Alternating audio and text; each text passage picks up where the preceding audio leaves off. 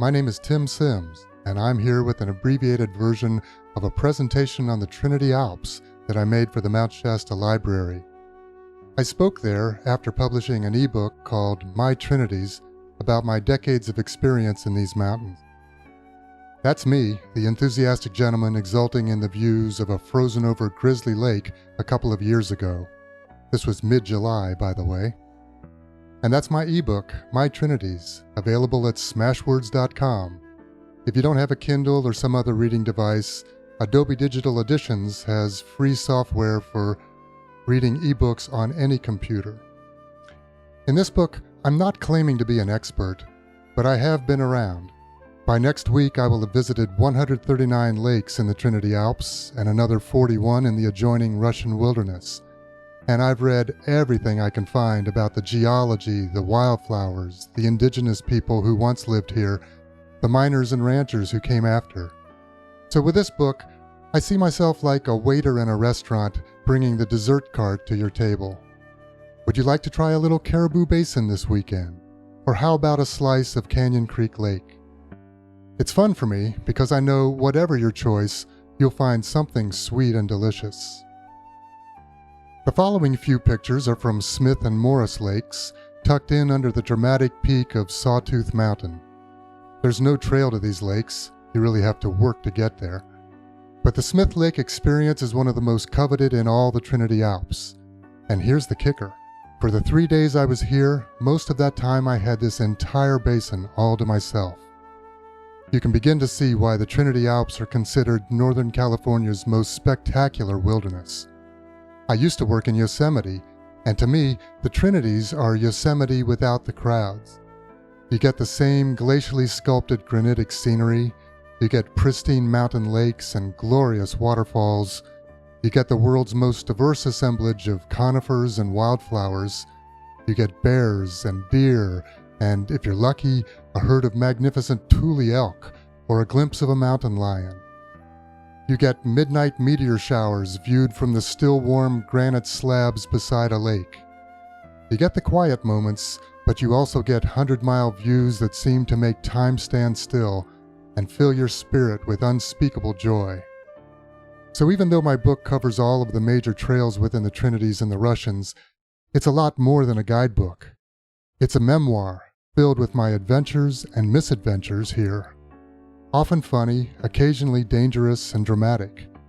More than that, this book is a love story, because my Trinities are magnificent.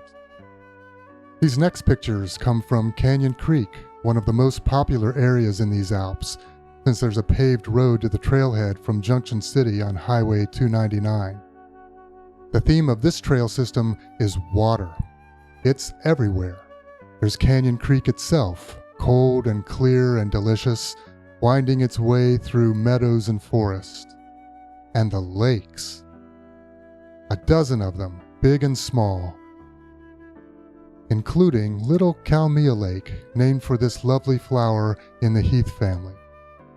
And there are waterfalls, 5 major ones just getting up to Upper Canyon Creek, and another half dozen in the trailless region beyond that. That's the region I like most, beyond the upper lake, beyond the end of the official trail. Other guidebooks abandon you once you get to the destination lake, but for me, that's where the real fun begins. What awaits me higher up and further in? This canyon has magnificent granitic headwalls that close in tighter and tighter the farther you go. And if you climb them, you're treated to world-class views and new perspectives on some of the other lakes in these white Trinities. This is above Kalmia Lake, looking at Caesar Peak and Mirror Lake 2,400 feet below it. And here's my favorite 300 square feet of real estate on this planet. I call it the bathtub, and it's an amazing hidden swimming hole on the cataracts coming out of L Lake. What a treat after a long climb on a hot day. This is looking the other way, where my hiking buddy Trinity is enjoying the jacuzzi portion of the bathtub. And now we switch to the Caribou Lakes Basin, accessible from the east, Highway 3, via the Coffee Creek Road. That's my partner Christine and me years ago, The first time we took the shorter but much steeper old trail. Whichever trail you take, this lake basin is a playground. Here's the 72-acre upper lake, largest in the Trinities, and off to the left, way up near the top of that white granitic ridge, is where I found myself inside my first bear den, with loose hair all over the ground and a nearly overwhelming bear stench. But how exciting. Caribou also has a lot of what I call pothole lakes, large depressions in the granite that have filled up with water. They offer warmer bathing and a beauty all their own. And here's a view down toward the 25-acre lower lake just before sunset. Caribou is known for its sunsets and for the spectacular alpenglow on Caribou Mountain. Here's Grizzly Lake once again, one of the real gems in these Alps. It's accessible from the paved Forest Road 93. It's not always covered with snow, though there still is the remnant of a glacierette hanging in the upper deck portion of the cirque. Meltwater from here feeds more than a dozen cataracts that constantly pour into the lake. There's some great climbing on that upper deck with spectacular views. The trail in offers the delights of Grizzly Creek, but the most notable thing about the Grizzly hike itself comes just below the lake.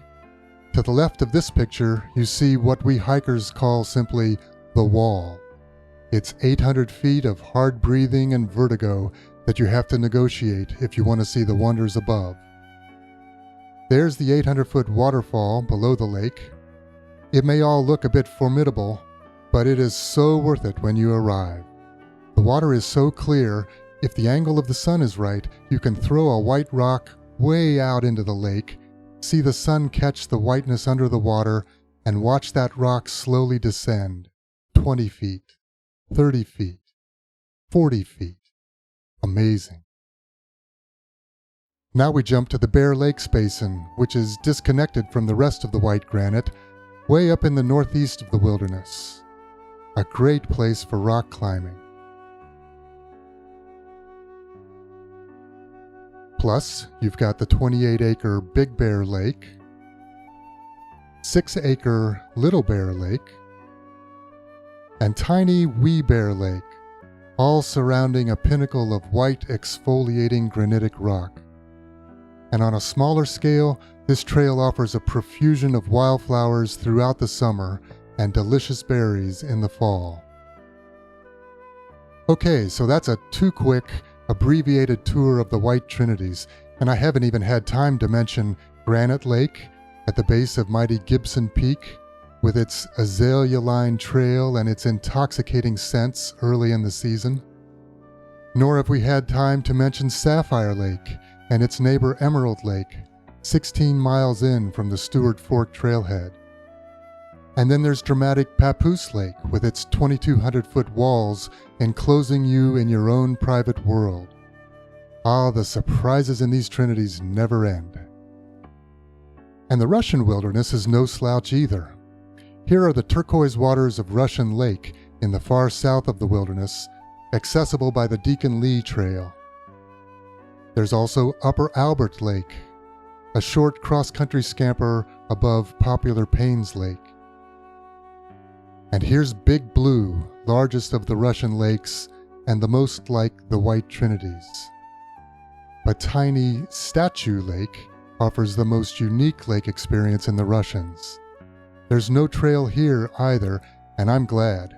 This is the sort of place where you can come alone and just lose yourself for an afternoon. So that's our all-too-brief tour. To see more pictures and read stories about all the great spots in these mountains, download My Trinities from the smashwords.com website. Better still, get yourself out there and enjoy this sensual feast.